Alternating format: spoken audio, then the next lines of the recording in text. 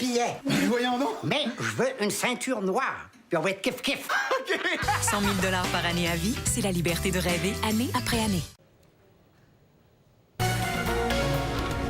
Conflit entre Québec et les étudiants. La situation se détériore.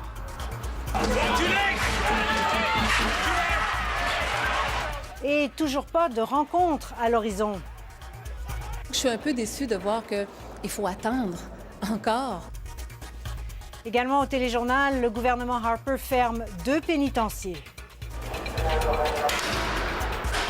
Compression oblige, les détenus de Kingston et Leclerc vont déménager. Il y a plein d'impacts reliés à la gestion des populations. Et plus à droite que la droite, le parti Wildrose pourra-t-il détrôner les conservateurs en Alberta? I'm pretty excited about that opportunity.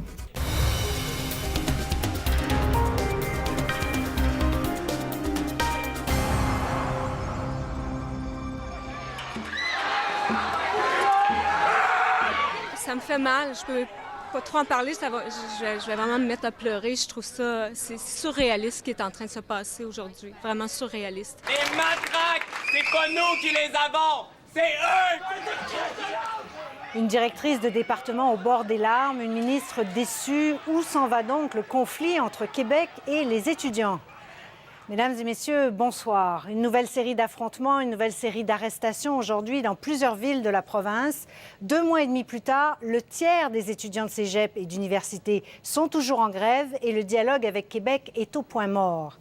Les précisions de Martine Biron. Jour 66, et celui-ci ressemble aux autres. Un groupe de jeunes a pris d'assaut 2 pavillons de l'Université du Québec en Outaouais. Le début de plusieurs heures d'affrontement. Les coups de matraque pleuvent. Et ça prend des proportions beaucoup trop grandes, puis c'est bien trop violent. Comme on est une manifestation pacifique, puis les policiers y abusent. Angoisse et stupéfaction à Montréal aussi, qui avait des allures de zone de guerre.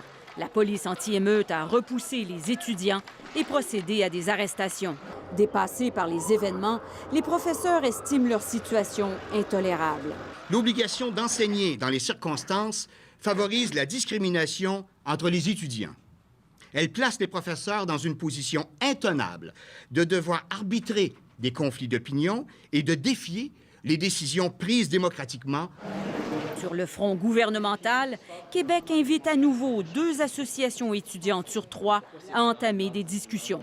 Moi, je suis disponible le plus vite possible, dès demain, pour qu'on puisse s'asseoir. Elle refuse d'inviter la coalition large de l'Association pour une solidarité étudiante, la classe, parce qu'elle ne dénonce pas les actes de violence. Vraiment, on ne peut pas demander à un gouvernement d'aller s'asseoir avec un tel groupe. Mais la ministre devra attendre. Les fédérations des étudiants universitaires et collégiales demeurent solidaires de la classe. En fait, ce n'est pas un refus d'aller nous asseoir. Ce qu'on dit, en fait, c'est qu'on va y aller la semaine prochaine avec nos collègues de la classe qui vont prendre position en fin de semaine. Si eux décident de camper sur leur position, on pourra réévaluer les choses dimanche au soir. Le gouvernement Charest, donc, attendra. Je suis un peu déçue de voir qu'il faut attendre encore, tout simplement pour qu'on dénonce le recours à la violence et à l'intimidation. Il faut que la ministre comprenne que les conditions doivent être aussi fixées par nous. C'est nous qui sommes en grève, c'est nous qui avons le moyen de pression actuellement, et donc elle doit le comprendre. Les partis sont encore très éloignés. Les étudiants veulent absolument négocier la question des droits de scolarité, mais le gouvernement Charest annonce que sur ce point, la porte est fermée à double tour. Martine Biron, Radio-Canada, Québec. Je pense que cette décision-là n'est pas une décision réfléchie, spécialement après leur loi qu'ils ont adoptée, C10. La nouvelle peut surprendre de la part d'un gouvernement qui prône la loi et l'ordre. Quoi qu'il en soit, Ottawa va fermer 2 pénitenciers. L'un au Québec, l'établissement Leclerc à Laval, l'autre à Kingston en Ontario, la plus vieille prison du pays. Cette mesure est le résultat des compressions annoncées dans le dernier budget Flaherty et les quelques 600 prisonniers qui s'y trouvent seront relocalisés dans d'autres établissements plus modernes. Les précisions de Philippe Leblanc.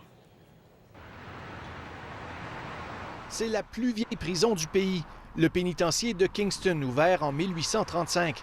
Entre les murs de l'établissement à sécurité maximale, des criminels notoires. Paul Bernardo, Russell Williams, Mohamed Shafia et son fils.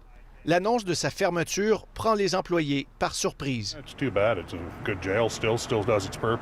Il croit que ce monument historique a encore sa raison d'être. Ce n'est pas ce que croit le gouvernement Harper.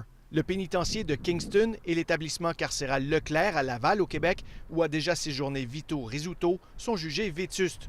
Et autre raison pour justifier ces fermetures, même si le code criminel a été durci, il n'y a pas d'augmentation du nombre de prisonniers. Dans un souci de mieux gérer ses dépenses et ses établissements, le service correctionnel a fait une analyse et, bien entendu, on va assister à la fermeture de l'Institut Leclerc. La fermeture des 2 établissements permettra d'économiser 120 millions de dollars par année au gouvernement dans la foulée des compressions annoncées dans le dernier budget.